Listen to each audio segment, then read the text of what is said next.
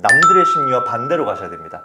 이거는 대입과 주식시장이 똑같습니다. 남들대로 가면 돈 못 벌고 남들대로 가면 우리가 흔히 얘기하는 빵꾸를 못 찾습니다.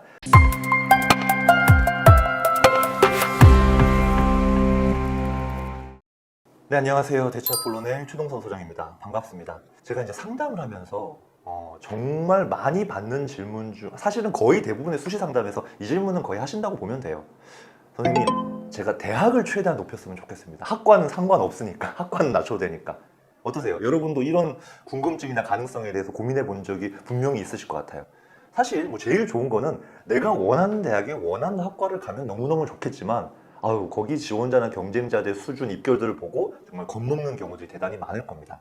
자, 그럼 오늘 영상에서는요, 학과보다 최대한 대학을 높이고 싶다라고 한다면 그렇게 할 수 있는 정말 뭐 꿀팁 또는 실제로 어떤 합격했던 사례들 이런 거를 좀 말씀을 드려볼게요. 그래서 오늘 요 전략들을 잘 활용만 하시면요, 여러분이 학교를 좀 한 단계 높일 수 있는 어떤 그런 방법들에 대해서 분명히 좀 많은 것들이 해소되실 것 같습니다. 자, 이제 고3들은 물론이고 또 내년에 수시를 준비해야 되는 고2 학생들한테도 분명히 도움이 될 것 같은데요. 일단 첫 번째는요, 특히 이제 이거는 이과 자연계열 학생들한테 좀 더 중요한 포인트인데요. 여러분 지금 이제 표 보시는 것처럼 서울대를 포함해서 주요 대학들이 점점 자연계열 이수 권장 과목, 핵심 과목 이런 것들 리스트들을 계속 학생부 학부모들한테 알려드리고 있습니다. 학교에서도 많이 진로 시간에 교육들을 할 겁니다. 그럼 이게 취지가 뭐냐면요, 이렇게 보시면 돼요. 우리가 학생부 종합전형을 지원하면서 조금 오해하는 게, 예를 들어서 내가 컴퓨터공학과다 아니면 뭐 의예과다 이렇게 딱 과를 정해놓고 거기에 관련된 활동들 막 세특이 잔뜩 집어넣으면 대학에서 이쁘게 보겠지라고 오판을 하는데, 그거보다 더 중요한 게 바로 이 부분입니다. 자, 예를 들어 볼게요. 의예과를 지원하고 싶은 학생이라면 대학에서 봤을 때 가장 중요한 과목이 있어요. 왜? 입학해서 예과가 됐든 본과가 됐든 거기서도 전공 과목을 심화해서 들어야 된단 말입니다. 그럼 첫 번째로 중요한 과목이 뭘까요? 의예과로 예를 들면 당연히 생명이죠. 생명과학입니다. 자, 이번에는 전기전자 학부를 공학부를 지원하고 싶은 친구다라고 한다면 어떤 과목이 대단히 중요할까요? 네, 이번에는 생명 과목은 중요하지 않아요. 이수를 하지 않아도 상관이 없어. 그런데 물리가 대단히 중요한 과목이 되겠죠. 여러분 이제 물리 과목 이수해보면 알겠지만 전자기와 관련된 또는 빛과 파동과 관련된 그런 부분들이 전기전자 실무에서 대단히 중요한 과목들이기 때문입니다.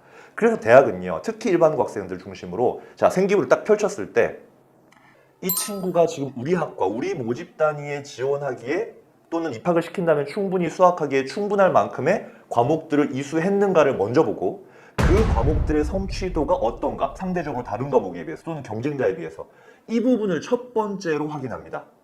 이건 입학사정관들의 실제 설문조사 프로세스에서 나와 있는 부분이에요. 그럼 이제 이 표를 보시면 우리가 내가 컴퓨터 관련한 학과들, 뭐 경희대, 고려대, 성균관대, 연세대 포함해서 그다음 물리, 뭐 기계, 그다음 여기 뭐 다 표현하진 않았습니다. 이런 거는 여러분이 모집 요강이나 학생부 가이드에 다 나와 있어요. 보고 내가 지금 지원할 과에서 이수해야 될 과목들이 일치한다고 하면 여러분 학과를 바꿔도 상관이 없습니다. 여기 예를 들어 볼게요. 여러분이 만약에 컴퓨터 공학 쪽으로 나름대로 맞춰왔다고 생각했는데 입결이나 경쟁률 보니까 이게 쉽지 않겠네. 왜냐하면 메디컬을 제외하고는 대부분의 학교에서 컴퓨터 공학이 제일 최상의 학과잖아요. 근데 보시면 수학을 확통까지 포함해서 이런 걸 핵심 과목을 이수했다라고 한다면 여러분은 컴퓨터 공학뿐만 아니라 인공지능학과, 소프트웨어학과, 또 산업보안학과 이런 학과들로 여러분의 지원 전략을 확장할 수 있습니다. 이해되셨죠? 자, 근데 두 번째, 근데 이것도 만만치 않아요. 좀 첨단 학과이기 때문에 인기가 높단 말이에요. 그럼 밑에 한번 보세요, 여러분. 혹시 산업경영이나 산업공학과라는 걸 들어보셨나요? 네. 카카오 이사회 의장분도 여기 서울대 산업공학과 출신이고, 실제로 산업공학과 출신들이 지금 플랫폼 업체 CEO라든지 그런 곳에서 많이 이제 그 역할을 하고 계십니다만, 자, 여기 핵심 과목 보세요. 물화생지 없죠? 산업과학과 핵심 과목은 수원, 수투, 미적분, 확통인데, 여러분 만약에 컴퓨터 공학을 지원하기 위해서 여러분이 위에 핵심 권장 과목을 다 이수했고 저 과목들의 성취도가 우수하다고 한다면 산업공학과에 지원하는데 아무런 문제가 없다는 거예요, 1차적으로. 이해되시죠? 이렇게 해서 내가 이수한 핵심 과목과 권장 과목에 지원 가능한 학과의 범위를 넓히는 게 첫 번째 단계입니다. 이런 질문 할까요? 선생님, 문과는요? 사실 문과는 이과만큼 까다롭지는 않은데 동국대 정도가 권장 과목을 제시하고는 있어요. 근데 이거는 이제 어문 계열이냐, 사회공학 계열이냐, 상경 계열이냐에 따라서 조금씩 달라질 수 있지만 아무래도 사회과학 계열은 보시다시피 사회문화나 정치나 경제나 이런 과목들을 이수한 친구들을 조금 더 유리하게 평가할 가능성이 높고 어문 계열에 지원한다고 하면 예를 들어서 그런 전략 많이 쓰잖아요. 내가 선생님 어문 계열이 낫지 않나요? 제가 대학을 높일 테니 어문 계열로도 가겠습니다. 그런데 생기부를 보면요. 국어 과목이나 영어 과목이나 심지어 제2외국어 과목이나 또는 진로 과목에서도 심화 과목에서 이런 언어 관련 과목들을 충분히 이수하고 성취도가 좋은지 그게 담보가 된다면 어문 계열로 체인지해서 합격하는 사례들도 상당히 많습니다. 그래서 단순히 전체 내신 등급만 보고 지원했을 경우에는 그건 교과나 정시적 관점이잖아요. 그렇게 학종을 무지성으로 어문 계열, 인문 계열 낮겠거니 하고 지원했을 경우에는 실패할 확률이 상당히 높습니다. 학종이니까요. 그래서 첫 번째, 대학이 제시하는 핵심 과목과 권장 과목의 가이드라인에 집중해서 지원할 학과의 범위를 넓혀라. 기억하시고요. 두 번째 말씀드릴게요. 자, 그러면 이제 여기서 우리가 그럼 경쟁률이나 입결 측면에서 나의 첫 번째 픽은 아닌데 플랜 B로 어떤 약간 낮아 보이는, 만만해 보이는 학과를 결정했다라고 친다면 이제 여러분이 아까 제가 그 3학년이든 2학년이든 아직까지 생기부가 마감이 되지 않았기 때문에 뭔가 관련된 진로 활동의 세특을 좀 더 보탤 수가 있잖아요. 거기에서 이제 여러분이 주의하셔야 될 상황이 뭐냐면 내가 컴공을 준비하다 산업공학과로 바꿨다. 또는 미디어 커뮤니케이션을 하다가 어문 계열로 바꿨다. 갑자기 그 학과에 대한 활동이 갑자기 튀어나오면 안 됩니다. 그럼 여러분이 그 전에 했던 활동들을 전부 부정하거나 버려지는 상황이 벌어질 수 있단 말이에요. 징검다리 세특 활동이 필요해요. 예를 들어 볼게요. 자, 이수 과목 문제가 없어서 여러분이 컴퓨터공학을 시작했다가 인공지능이나 소프트웨어로 갈 수도 있고요. 또 아까 얘기한 산업공학으로 갈 수도 있는데 실제 합격 사례 가운데 여러분이 혹시 사회환경공학, 건축사회환경공학부 이런 과들 들어봤나요? 자, 이런 과들도 공대잖아요. 만약 이 친구가 물리나 화학이나 이런 과목까지 이수를 해서 이런 사회환경공학에 지원하는데 이수 과목에서 문제가 없다고 한다면요. 기존의 인공지능 관련 기술들을 배웠던 거를 실제 이 산업이나 학문 분야에서 어떻게 활용하는지 재난 방제 기술이라든지 기후위기 예측 시스템이라든지 이런 것과 연관지어서 얘가 그전에 했던 인공지능 관련 프로그래밍 관련 활동들을 이런 분야에서 활용해보고 싶은 새로운 탐색이 시작됐구나. 이렇게 대학은 평가한단 말입니다. 그러면서 자연스럽게 학과는 낮춰져요. 어떤 측면에서? 경쟁률 입결 측면에서. 이렇게 실제로 고려대학교라든지 연세대학교에서 합격한 사례를 저는 매년 상담해서 만들어내고 있습니다. 전혀 어려운 게 아니에요. 그런데 난 컴공을 했으니까 무조건 컴공만 써야 된다고 하면 내가 쓰고 싶은 대학에서 떨어지고 낮췄을 때도 그게 만만치 않은 상황이 벌어질 수 있거든요. 자, 문과 예를 들어볼게요.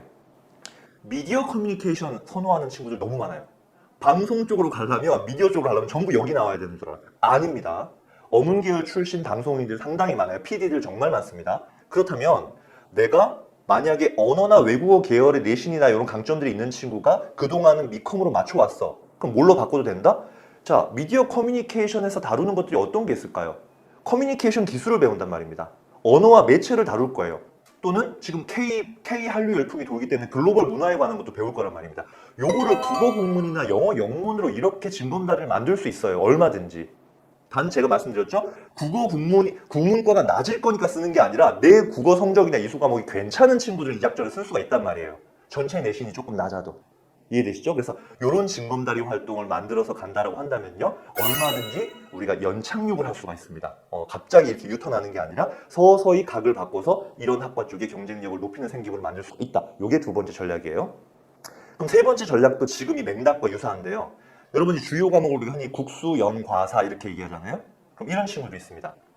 국수, 연, 과사 전체 내신은 만약에 내가 2등급 때 후반이에요. 예를 드는 거예요. 그런데 국어랑 영어랑 그 다음에 제2외국어로 내가 중국어를 이수했는데 요 어문 계열 내신만 딱 계산해봤더니 2점대 초반이야. 그럼 여러분은 2점대 후반 정도가 지원하는 대학보다 좀 더 높은 대학 어문 계열에 쓸 수가 있어요. 학종을 기본적으로. 이과도 마찬가지예요. 이과는 수학, 과학이 중요한 건 여러분이 잘 알잖아요. 그렇죠? 그러면 어떤 친구가 전체 내신이 2점대 후반인데 수학이 2점대 초반이야. 심지어 뭐 학통은 1등급이야. 그럼 여러분은 수학이 가장 중요했던 아까 어떤 학과도 있었죠? 산업공학이나 컴퓨터공학이나 통계학과나 이런 쪽에 전략적으로 지원해서 합격할 가능성이 상당히 높아지고 관련된 활동을 좀 더 붙여주면 된단 말이에요. 여기에 집중하시라는 얘기예요. 과학은 근데 중요한 게 있어요. 물화생지 중에 여러분이 어떤 걸 선택했느냐에 따라서 공대를 지원하는데 더 유리할 수도 있고 불리할 수 있어요. 그 대표적인 과목이 물리예요. 그래서 저도 상담하다 보면 물리, 생명 이렇게 선택한 친구들이 참 지원하기가 애매한 경우가 있습니다. 화학, 생명을 이수했으면 보건이나 메디컬 계열 쓸 수 있고 물리, 화학을 이수했으면 공대를 쓸 수가 있어. 근데 이도저도 아닌 선택 과목을 했을 경우에 상당히 좀 난해한 경우가 있기 때문에 요건 여러분이 2학년, 3학년 선택 과목 학교에서 신청할 때부터 좀 조심해서 신중하게 결정을 하셔야 된다. 이 점을 좀 미리 말씀드릴게요. 자, 네 번째는요. 실제 지원할 때 지난 2년간 또는 3년간 경쟁률과 입결을 보고 내가 만약에 승부수를 던진다, 소신을 여기 쓰겠다고 하면 남들의 심리와 반대로 가셔야 됩니다. 이거는 대입과 주식시장이 똑같습니다. 남들대로 가면 돈 못 벌고 남들대로 가면 우리가 흔히 얘기하는 빵꾸를 못 찾습니다. 자, 제가 여기 표 하나 올려드릴게요. 이거는 국민대 경영학부의 지난 3년간의 입결인데 여러분 23년도 보실래요? 물론 모집 인원이 조금 25년도에 늘어서 그런 변수가 있긴 하지만 23년도의 경쟁률과 입결을 봤을 때 부담스럽죠? 23년도에. 그래서 24년도에 전체적으로 합격할 만한 친구들이 빠져나갔기 때문에 빵꾸가 났습니다. 그런데 이걸 보고 25년도에 다시 국민대 경영학과는 저렇게 낮은 내신으로 붙을 수 있겠구나 기대감에 그렇게 지원했지만 그런 친구들은 다 떨어지고 실제로는 23년 수준으로 회귀한 걸 볼 수가 있어요. 여러분이 요거를 교과나 학종에서 잘 쓴다면요.